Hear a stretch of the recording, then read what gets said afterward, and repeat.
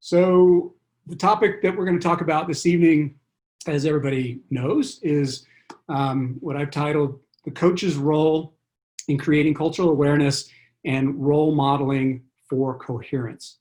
So a lot of buzzwords in that title. I'm going to do my best to kind of explain what I mean by these things, and we'll talk through kind of overall what they mean. Lori gave a brief intro, and again, I notice many of you already that we know each other, but just a kind of a brief update on me. So I am an enterprise agility coach. I'm currently coaching with Agile Velocity, which is a small coaching company based in Austin, Texas. I'm currently the lone Colorado contingent of the organization. I like to say in my bio on LinkedIn that I try to help people and organizations unlock their potential. And really, as a coach, I get inspired by the people that I work with. There's someone here this evening, Brad, if you don't mind me calling you out. Brad Swanson has been one of the instrumental coaches in my career. I started paying attention to Brad a decade ago and really have learned a lot from working with people like Brad. So most of what I bring to the table as a coach is stuff I've learned from other coaches, and I'm always grateful for the coaches that I've learned from and continue to learn from. So we're going to talk a little bit about a couple of topics, again, as is described in the title. So, how do we identify ourselves as coaches? What are the various, I like to use the term coaching stances. We'll talk about culture, of course, and we'll also talk about role modeling and that word coherence that I use. For the purpose of this conversation, so this is Agile 42's coaching approach model. And as many of you may know, I spent 6 years as a coach with Agile 42. So a lot of, again, that learning and a lot of those concepts I still use to this day. For this conversation, I'm really kind of honing in again on role modeling. And, role modeling is a combination of things that we'll explore today, but we'll also talk about some pure coaching and mentoring as well. One thing I like about the Agile 42 model, the coaching stances, is you'll notice the dotted lines between the coaching and the role modeling. And really what that means is that role modeling is not an explicit, conscious stance. It's something that we should be doing all the time. It's in the background. Hopefully, it's part of our DNA as coaches.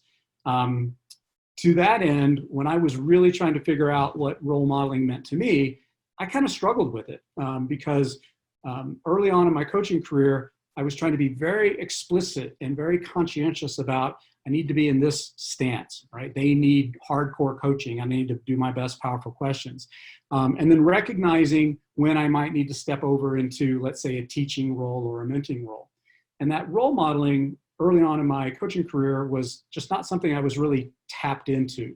And I've learned over the years to be semi-conscious about it, but know that it's just my way of being as a coach, which is something that I'm constantly having to work with.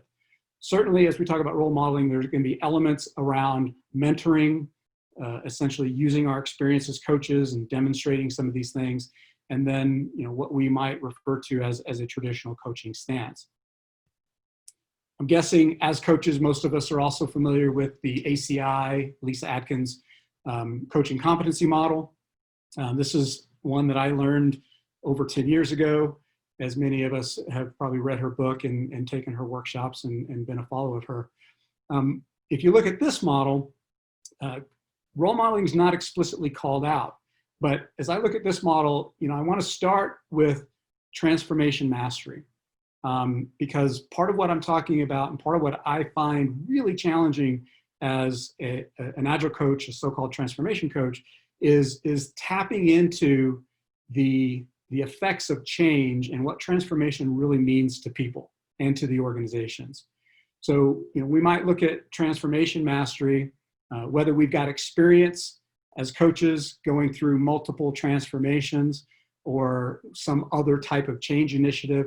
I think that's really important. And the more experience we have, and the more mastery we have around understanding organizational change and human change and all of the various elements that go along with that, really enable us to kind of build that into our way of being, so that, again, we're modeling those behaviors, and again, tying that into the mentoring as well as the lean agile practitioner. Now, make no mistake, when we're talking about modeling, we absolutely need to be modeling good agile and lean practices, principles, values. But there are other things that we need to model that aren't necessarily specific to agile and lean, at least not specific, I would say, in terms of the values and principles that we all know and love. So when I'm talking about role modeling, I'm really trying to kind of bring all of that together. My agile experience and knowledge, my experience of going through transformations, some successful, some not successful, and being able to kind of provide that as I'm going through my coaching. A few years ago, I came across this information on a website, and I've got resources on my last slide, so I'll give you all the references of people that I'm borrowing from. But I came across this a few years ago, and it really got me thinking about, again, what are the things that I hold that I believe are really good role modeling. And out of these 13, a couple really stand out. And the first one that I really liked is, you don't have to be a big shot. And the reason this resonates with me is, number one, as a coach, and specifically as an external coach, I have virtually no authority with the organizations or the team that I'm working with. I'm a coach. I have a neutral stance. Because I'm an external coach, I don't have as much skin in the game as the folks in the organizations that I'm working with. But even though I don't have any real authority, as a role modeling technique, what I think about is, how can I still influence people in a way that, I'm not beating them over the head with the agile hammer, but I'm showing them the way, and I'm holding up myself as an example of how things can be done and how we deal with some of these things. So this one really, years ago when I started researching this, really resonated with me. The other one is looking in the mirror. Most of us as coaches probably are familiar and may even use the term. Part of our job as a coach is to hold up a mirror to the organization or to our clients, the coachees. What this one means is, well, let's turn that mirror around, and now let's reflect and let's create some self-awareness. I'm not going to go deep into Dolman's emotional intelligence, but I'm sure everybody's familiar with that. But having that sense of self and having that self-awareness, I think, is a critical aspect, at least for me, as in my coaching journey. And so turning that mirror around and making sure that the things that I say, the things that I do are making sense, that they're coherent, and I'm not, talking out of both sides of my mouth from time to time. Walk the talk plays along into that, right? So you can't say one thing and do something else, which is probably obvious. Be respectful. This one is probably obvious to everyone as well. If we treat everybody with respect, you will get respect, and you will be modeling, I think, a very important aspect for organizational change and culture. And then lastly, the fact that nobody's perfect. And I can certainly attest to that. I like to say, for coaches and for leaders that I work with, is to get good at the failure valve.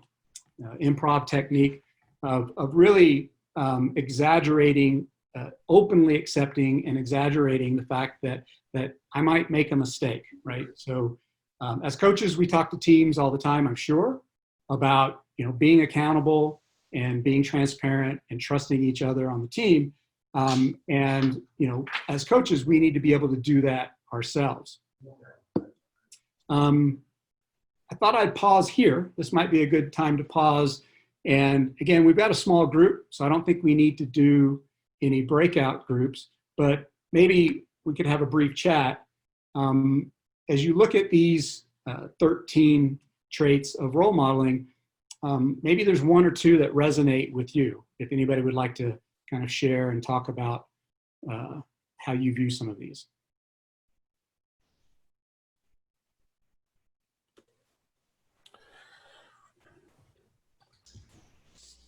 Well, as I uh, look at these, everyone has some sort of significant meaning, but the ones that are the two that stand out for me are 5, stand for something, and 7, integrity matters. Mhm. And from my point of view, uh, standing for something is very important because it's very easy to talk about all the things that you stand against.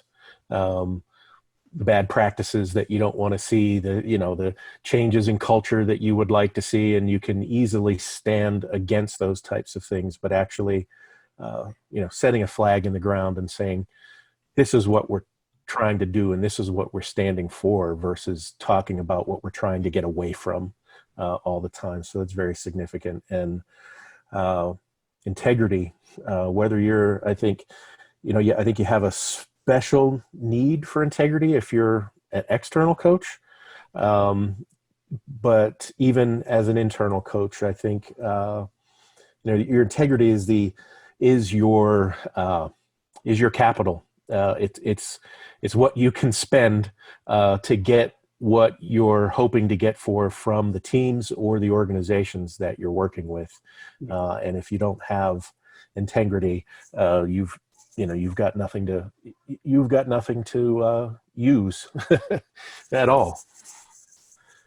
Yeah, I appreciate that, Teddy. Yeah, this is Lori. I really want to talk to number 11 about nobody's perfect. I kind of was raised in the old phone company, which was a seriously buttoned down corporate culture, and you were kind of trained like never show your weakness, right? Failure is not an option. Everything you were kind of trained to never expose vulnerability. And over my career, I've learned that I don't admire that in other people, and I certainly don't feel like it's authentic in myself. And I didn't know how much until I started, going to see speakers and people who were held in high respect, and they would talk about their achievements, and they would find their own personal reflection in things like the achievements of their perfect children and their perfect relationship and their perfect marriage and their perfect home. And I was like, that's gross. Like I was just like, I don't want to, I want to know about your struggle. I want to know, because for me, it was like, sometimes it's just really hard to get up in the morning and work through pain in my body, or that's what I want to hear about. Like, I want to know how hard it is to work through our vulnerabilities. And that's like, oh, that's where our power is. Like, that's the story I want to hear. So that's where I kind of learned, like, yeah, we're not, no matter how much we think that that's what is our strength and our power, it's not. It's the imperfection. I think that really is where that our strength lies. So I don't like the whole idea about perfection and seeking perfection. That's a fallacy. Let's cross that one off. Yep. Anyone else? I guess I'll add. Well, I love it all. I mean, when I usually explain to clients what an Agile coach is, I always add in and we role model. So this is a great list. And I was looking at number 10, and I wish it would have maybe an added phrase of holding people accountable with compassion, and maybe with some, I would say, maybe gentle firmness. Right, versus accountable, like it's having that compassion and that understanding and that empathy, that we're all works in progress, and we all have room for improvement. So just wanted to add that. Yeah, for sure. Thanks, Kim. This is Veronica. I'll just add a quick. There's one thing that's missing for me, which is one of the things I feel like I do and I ask leaders to do is to narrate what you're doing. So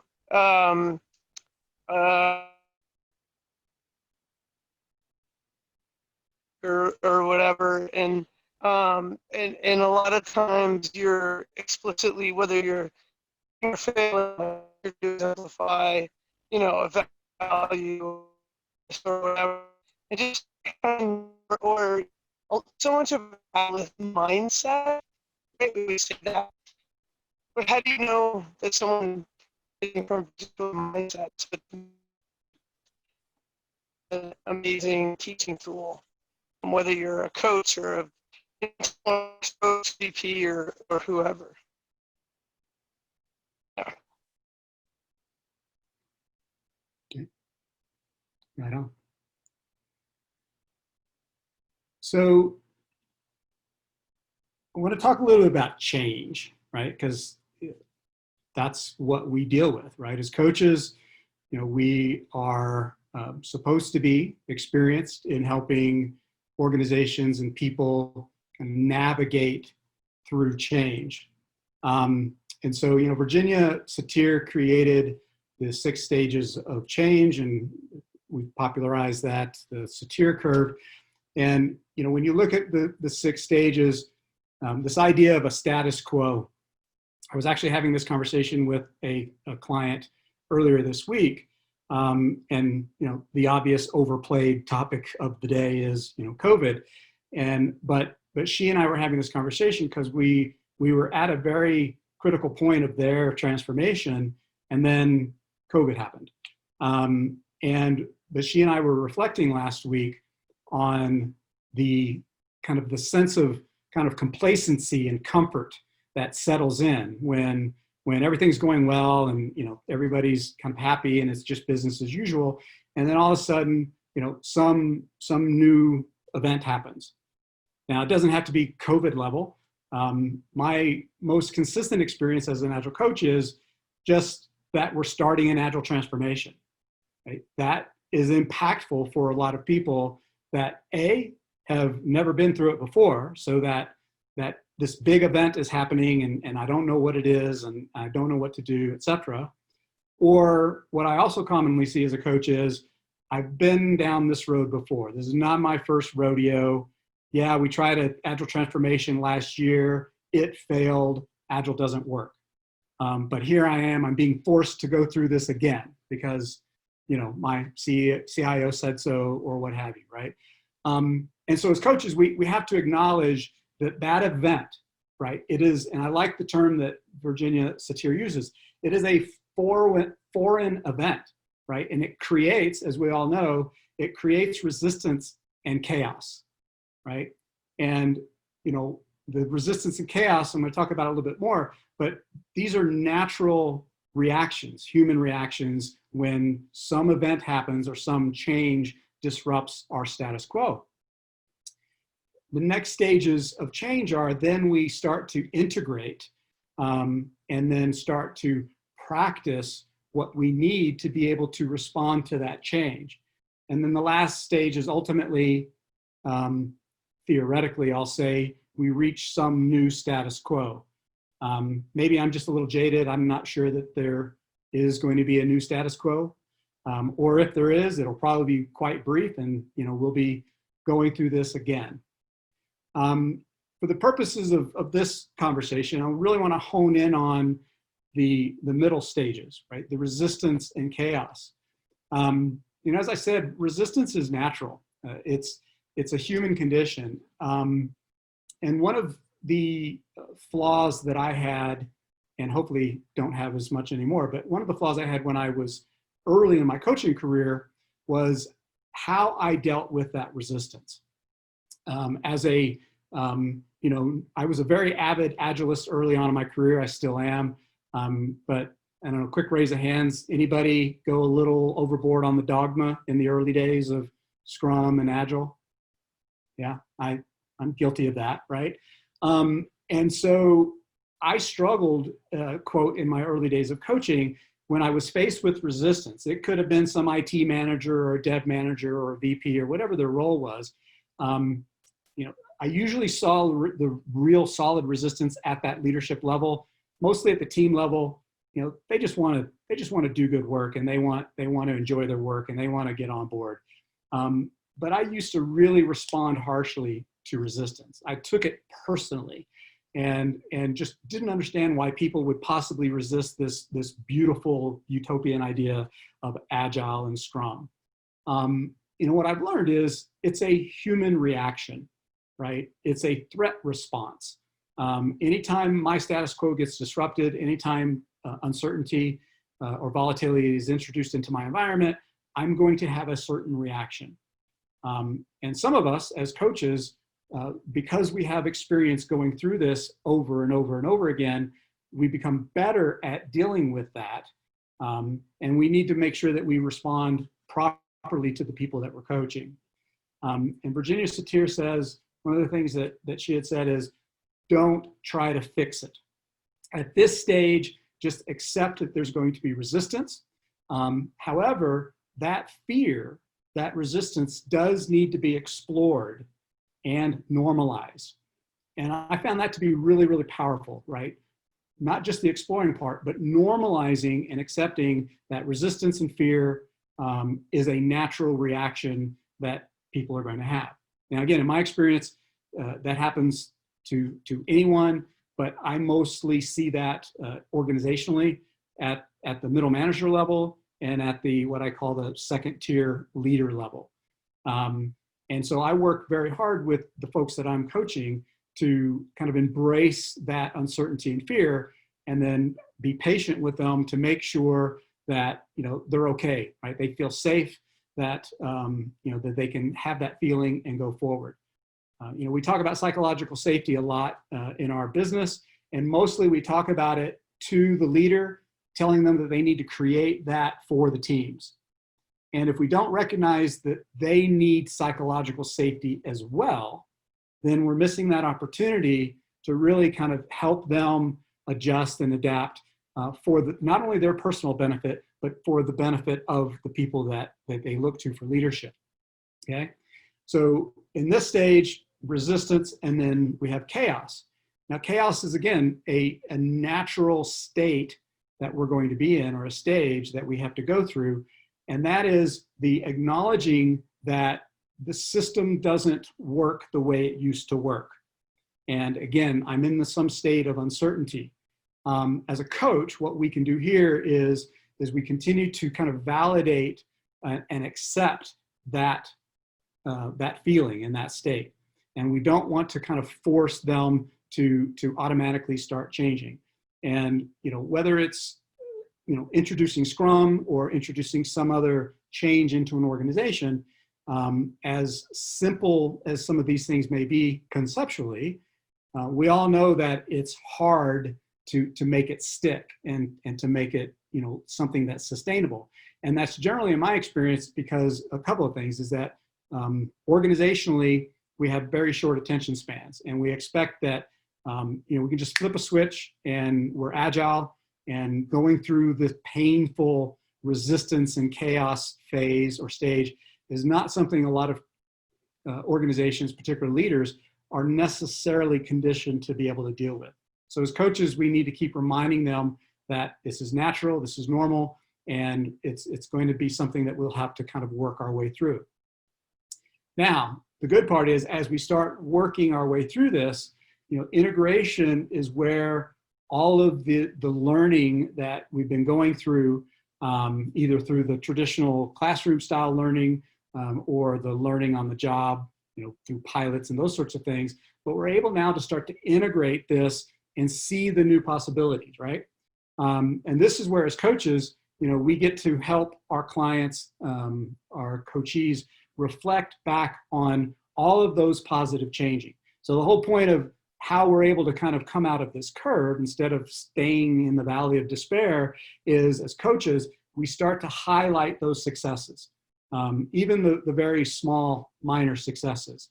Celebrating small wins reinforces the fact that, yes, we can do this, and it reinforces the fact that we're making progress. And as coaches, again, how do we handle when it's a bit of an iterative loop? We might make some progress, and then we might fall back a little bit, and then we make a little more progress, and then we fall back again.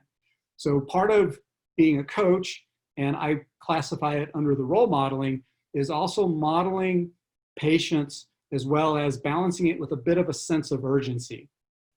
We need to get moving, we need to keep some momentum, but we need to also be patient with the fact that during these stages, it's not a linear path, right? We're going to struggle through this and we'll be able to work our way through it, but it's going to definitely take time. But whether we're introducing Agile into an organization for the first time or for the second or third time, I've seen this pattern play out time and time again. Even organizations that, again, have had some experience and they may have some pockets of agility already happening. This is a pattern that I see, and as a coach, I really try to put a lot of time and energy into supporting and holding that space for them to be able to work through these phases.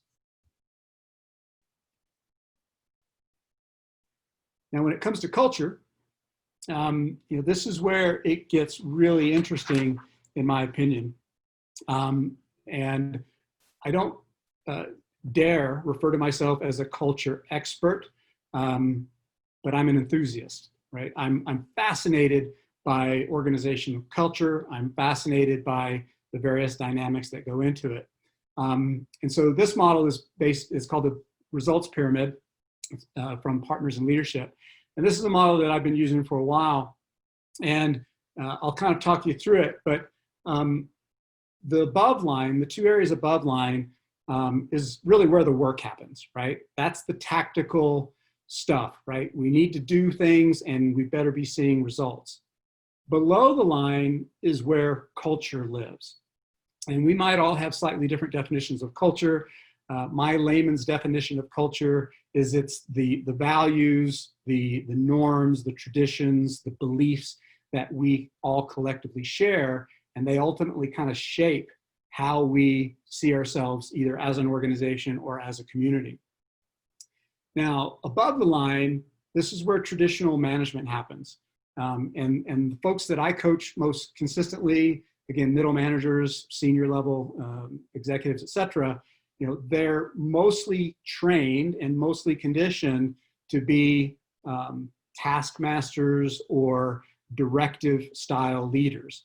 And this is very natural, right? So this is where the work happens. And I've seen a lot of failed Agile transformations really emanate from the fact that they simply want to implement the practices, right? Teach us how to do Scrum. And, oh, I see the teams are doing daily Scrums and we're doing sprints. We're done, right? That's all we need is pick up some practices and we'll be good. And in my experience, that's generally not going to be sustainable because they haven't gone below the line and started to deal with the culture.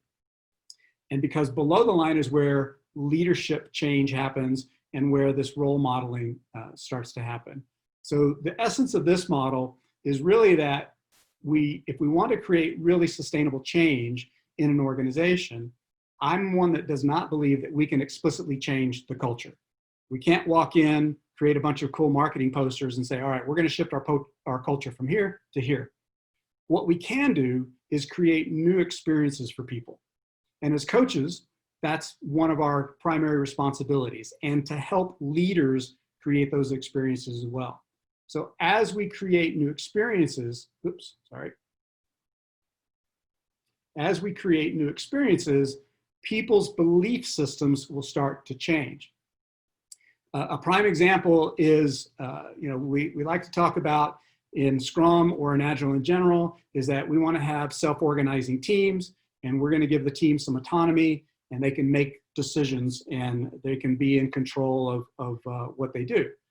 If that is not their experience, if that organizational norm is that the team is just order takers and they don't make a move unless they clear it with their boss, simply coming in and giving them training and telling people just create self-organizing teams is going to go nowhere, right? So by creating new experiences for people, they're going to change their belief system. As they change their belief system, they will start taking new actions toward achieving the results or the outcomes that we think we need to get to. Now, achieving results is another thing that may change. A lot of organizations I work with, their current norm of what they define as success and how they measure success is something that also will change over time. So the results and the actions of today will likely not be the actions and the results of tomorrow. But this whole process is really contingent on our ability to create an environment where people actually get a new experience that they can learn from, and then that new experience creates that belief system. Veronica, I know she's on the call. I think it was last month's meeting, she shared her view on 3 practices that can really impact an organization. And that's a great example of if a practice like that is something that's new, then as coaches, we need to model that practice, and we need to support, whether it's the leaders or the teams or both, and we need to model and support them so that they can experience what that new practice really looks like and what it means to their organization. Once they start to internalize that, then again, their belief systems will change, and that changes the whole actions and results. Now, one thing I want to go ahead and talk about the term I used in the title of coherence. I used to have some interesting debates with a couple of my colleagues around do we need alignment or do we need coherence? And I've kind of settled on coherence instead of alignment. And what I mean by coherence is that the direction that we're going, the decisions that we're making, the experiences that we're creating may or may not be obviously or perfectly aligned across the organization, but if they are at least coherent in achieving the same objectives or the way that we're able to measure those objectives, then we can have confidence that team A over here might be doing different things and might have a different way of working. Team B over here might be doing something very different. They don't need to be perfectly aligned on everything, but at least we have confidence that the things that we're doing, the decisions that we're making, are coherent with the goals and the outcomes that we've established as an organization. Now, the other thing I want to chat about here real quick, share a little anecdote back to experiences. We're doing a monthly leadership webinar. Some of you may have caught that. And last month we had David Marquet, and one of his colleagues, I'm forgetting his name, so let me check my notes, Andy Warshek. So I'm guessing most of us are familiar with David Marquet. He's the author of Turn the Ship Around. Great story that he tells about how he brought a new leadership style into his naval command, which was a nuclear submarine. Well, last month we had David and Andy on our webinar, and they were just sharing stories. So Andy served under Marquet in the Navy, and they now work together. And it was really interesting. So one of the questions was, how do we know that, let's say I'm trying to embrace Marquet's intent-driven leadership approach. How do I really know that people are buying in, that they're believing what I'm selling? And so they told a pretty cool little anecdote. And Andy was talking about the real test for whether or not Marquet's style and his leadership approach was going to work within that command structure in that nuclear submarine was not how he reacted the first time somebody made a critical error. And as we can imagine, it's a nuclear submarine, so any error can be fatal, right? And certainly catastrophic. But he said the real test wasn't how he reacted the first time somebody made a critical mistake, but it was how he reacted the second time and the third time and the fourth time. And I thought that was really powerful, because what that was highlighting is that we're not going to create experiences and change people's beliefs just by doing it once or saying it once, right? We have to hold these practices, we have to hold these values, we have to hold these principles up continuously. And as coaches, we need to be modeling that behavior for leaders, because again, this takes rigor. And if I'm an IT leader or some other leader in an organization, I've got a real-time job, right? I've got my regular job that I need to be worrying about. And having that discipline and that rigor to keep reinforcing the behaviors and the practices that we need takes time, right? And it really takes support. And so that one really kind of resonated with me of how leaders need to continue to do that, so these experiences are reinforced over time. So what is culture, right? When we talk about cultural awareness, this is the competing values framework, or a rendition of it, if you will. I'm going to talk about competing values framework and really pull the context in, not about organizational context explicitly. What I'm going to hone in here, and you can see it in the blue text, is really the leadership type or leadership style in the context of this model. So if you're not familiar with this model, I think it's a fantastic model to use with leadership in organizations. As you can see, we've got four cultural types. So we've got the clan culture here, which is a strong orientation around collaboration. We have the adhocracy type here, which has a stronger orientation around creative work and innovation. Down here, we have what is called the market culture, which is really about an orientation around being competitive and competing. And then over here, we have the hierarchy type, which is mostly oriented around traditional command and control. I always like to pause here and point out that there is no good or bad cultural profile or archetype here. They all exist probably at some level in any organization. And I would contest that we need all of these at some level in an organization, right? We need to find some balance. But the really cool thing about this model, as I started learning it and started applying it, is the fact, going back to the title, it's a competing values framework. So there's this idea of positive tension. And so the first one might be obvious, right? So the difference between a controlling type of a culture versus an adhocracy or an innovative type of culture, there's a natural tension between those two cultures. And therefore, there's also a natural tension between leadership types and styles. So if I'm working with a leader who their preferred style or type is to be that traditional command and control, and I like to monitor everything, and I like my status reports, and I like my data, but now we're introducing, let's say, Scrum teams, and we're trying to introduce the idea of self-organizing teams and allowing decisions to be made at the point of necessity and removing themselves from daily decision-making. We need to recognize that there's going to be this natural tension, right? This positive tension that goes on between these. Now, conversely, there's the same type of tension that's going to go between the clan or collaborative culture and the market or competing culture, right? So if we're in a very competitive space and everybody's vying for employee of the month, and it's a meritocracy and I get a bonus because, I had more ideas than the next guy, et cetera, but we're trying to get more collaboration as an organization, or we're trying to do more team building, again, there's going to be that natural tension that's going to happen. And, simply put, what I learned is the obvious, is that it's not enough to simply tell them you need to do this because this is what Agile is, or this is what the teams need from you.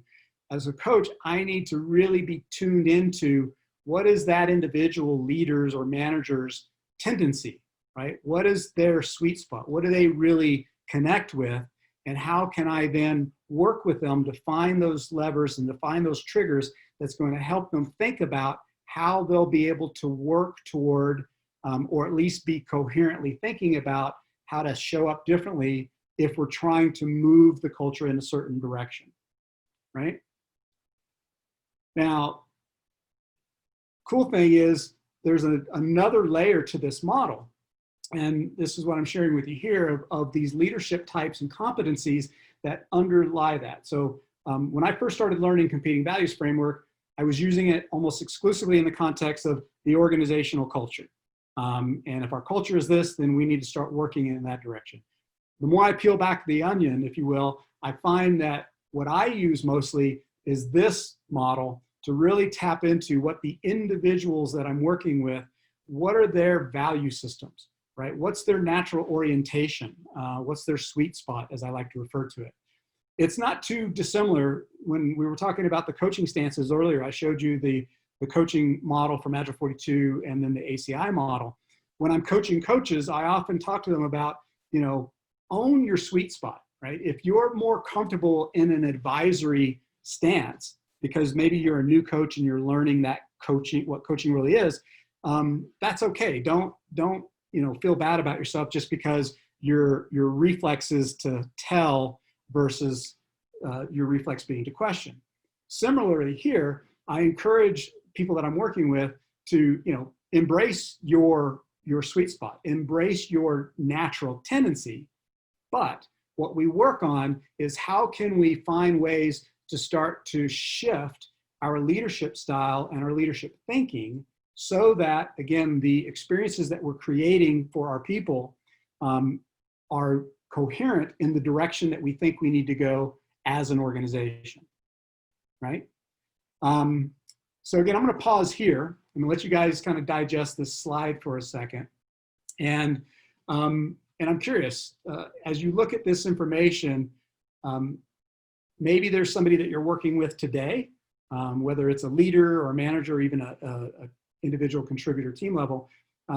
Maybe you can identify someone that you're currently working with and or yourself, and think about where that leadership orientation might be. So, what's the leadership style that person might have today? And if you're trying to coach them to move in a different direction, what would that look like? What are some of the things that you would have to consider? So give that a thought for a minute, and then when anybody's ready, go ahead and speak up.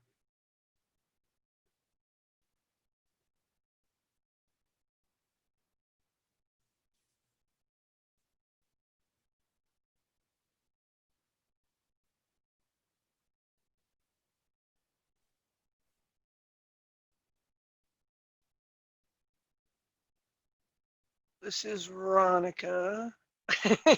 Sorry, I realized I was ready to speak and then I hadn't read everything. I'm mentoring a change agent, kind of a head of a lean agile center of excellence, if you will, who is trying to move, I think, from sort of producer to director, but really trying to move from producer to facilitator. Mm-hmm. Yeah. And it's a classic, started as an individual contributor, responsible for bringing in the Agile methods, but also the Agile mindset, but is herself stuck in individual contributor mode. And one of the things we talk about all the time is, like, you can get a lot done, that's amazing, but are you building the team that can, like, amplify and scale and spread? And so, yeah, moving towards that facilitative model, which also includes more delegation, but purpose-driven delegation, right, and empowerment and that sort of thing, and being a little more visionary. Yeah. Sorry, and then the reason I said a little bit of producer to director is because I want to get her from doing to being the communicator of visions and goals, because that is what will enable more to participate. Does that make sense? Yeah. Yeah. Mm-hmm. I like that it's a circle. Sorry, I know I should shut up, but one of my favorite models is the leadership circle, which is a philosophy and a 360 model, and I use it a lot in my mentoring, and it has this same idea that, like, if you're stuck sort of in a quadrant and you'd rather be in the other, it's like you look across the circle to find the thing to work on. and that means both looking above and also looking across, to get into more creative states and to more, you know, to use a shortcut, right? Agile states, really. Yeah, so I like, this is cool. I like this. Yeah, that's actually really insightful, Ronica. I actually hadn't thought about that. I've gone through the Leadership Circle 360 myself a few years ago. And yeah, there's, you know, if you're trying to improve something down here in this area, you need to look up here because there's a relationship there. And that was really impactful for me when I was learning that. And similarly, when I was, as I continue to learn this, to really understand, again, that tension between these, whether you're going from producer to facilitator, or as you said, even making a little bit of a shift from producer to director, right? There's going to be tension.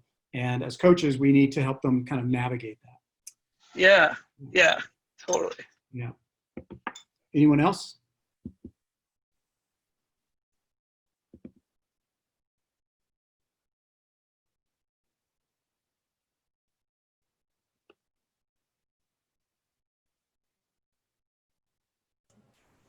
Okay.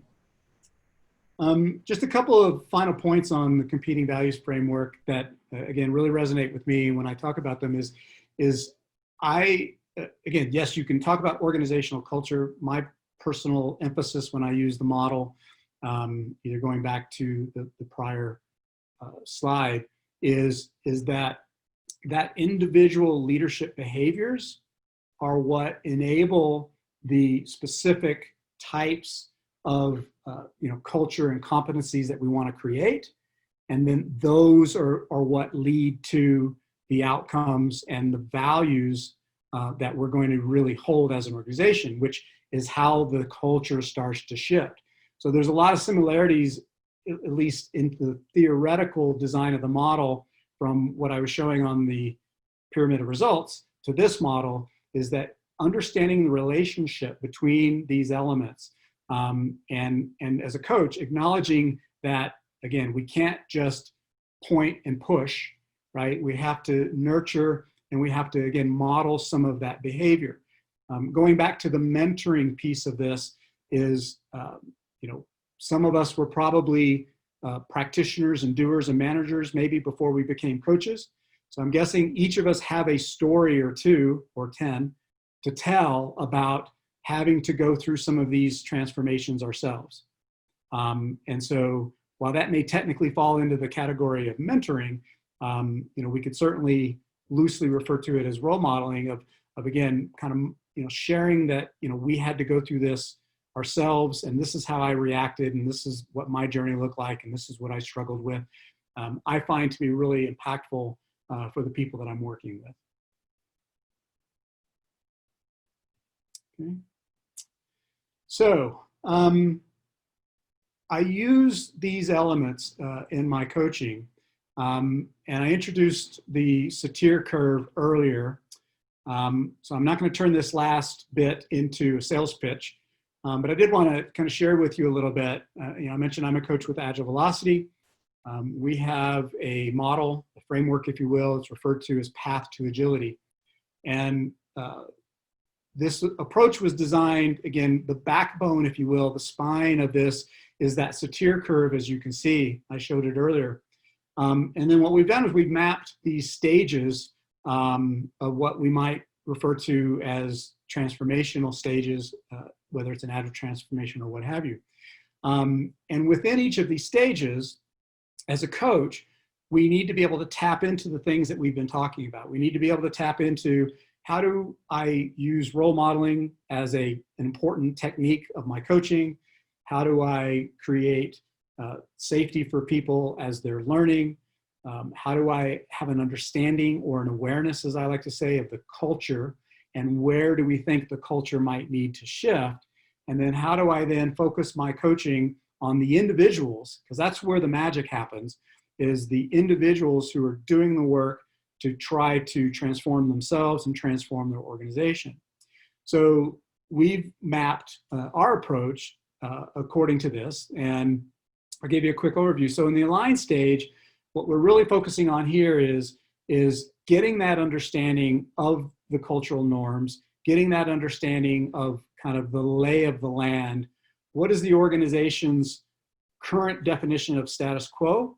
And, you know, are we aligned on what we need to be doing, and more importantly, why we're doing it? One of the other underlying theories of our approach is using John Cotter's 8 steps of change.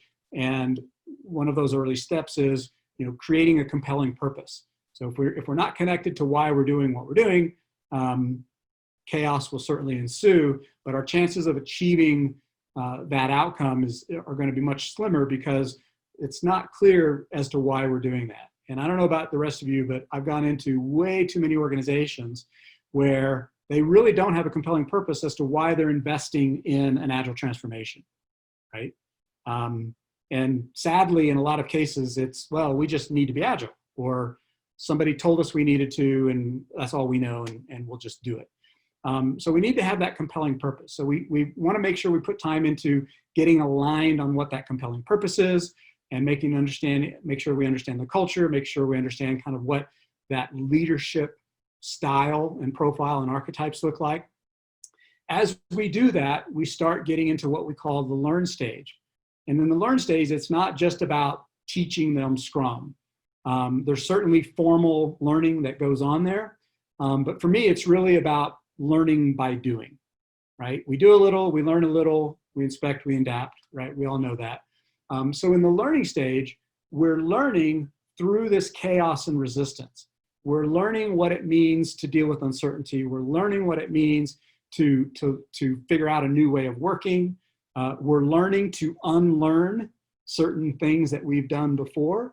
As a coach, I found that to be one of my bigger challenges, is helping people kind of unlearn a practice or a technique or a mindset, and then to be open to learning something new. As we start to kind of work through that, and again, we embrace that learning, then we move into what we call the predict stage. Now, this is not intended to imply that everything is predictable and that all that matters is that we can predict what's going to happen. What it means is, going back to when we were talking about integration, is now we're starting to see, we're helping our clients and our organizations see, this is how this works, right? We've got, you know, I'll keep it at the team level. Hey, we've got a few sprints under our belt. Now we get why it's important that we have a well-groomed backlog and that we're having conversations together and we're not just order takers anymore, because now we can plan the work better and we can see the workflow better. And so that integration piece starts to build our ability to predict what might work next. Or, hey, it worked over here for this set of teams. What would it look like if we now go over to this part of the organization? Will we get the same results? Will we get the same type of response? Ultimately, as we get into practice, that's about codifying the things that we validated actually work. And that's, again, both at the individual level, the team level, the system level, the org level. And then we can start to accelerate and then get to what we call ultimately the adapt stage, which is, you know, maybe it's a rare beast out in the wild, but that's the organization that has really reached that level of adaptiveness and agility, that they're truly resilient. And when that next disruption comes and blows up their new status quo, right, that the depth of that curve of chaos and resistance is just a little bit shallower, because they built that muscle into doing that. Now, one final point on Path to Agility, it is an outcomes-based model. So, you know, we've designed it around helping organizations and leaders in particular start by having clear definitions of what business outcomes they are going to prioritize. I've said for many, many years that Agile has really always been a business imperative, but because it started in software and still spends a lot of focus on software development, you know, a lot of organizations just don't pay attention. But at the end of the day, for most organizations, you know, there's some underlying business objective that they need to be focusing on. That's really the goal, more so than we just need our teams to operate with Scrum, or we need our teams to be able to deliver better product, right? And so we take those 9, we have 9 business outcomes that we start with. We can define new ones. And then we start mapping what we call agile outcomes and agile capabilities to that so that we can design their path forward. And again, there's 3 levels in there. There's the organizational level, the system level, and the team level. And kind of the 4th level that's kind of hidden in there is that individual level where we're working with them to build those competencies and capabilities. If you're interested in learning more about Path to Agility, feel free to reach out to me, but I'm gonna pause there and not bore you with any more on the product. So I'm gonna end with this. I'm a big fan of Gaping Void. They're a culture design outfit, and they've got these cool designs that they create. I find inspiration in them. And one of the, I use the one of all progress is experimental.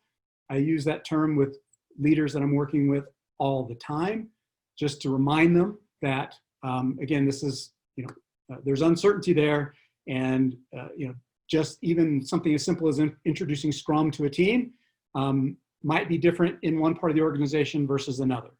Or this leader, because of the way they show up and the way they interact with their teams, that team's going to have a different path than this group over here. Embrace everything as a bit of an experiment, if you will. And then for those of us that are coaches, stay teachable, stay coachable, and repeat. And so these are just 2 things that kind of inspire me as a coach, that keep reminding me that, again, I'm imperfect and I'm learning, and I like to help people along that journey as well. All right.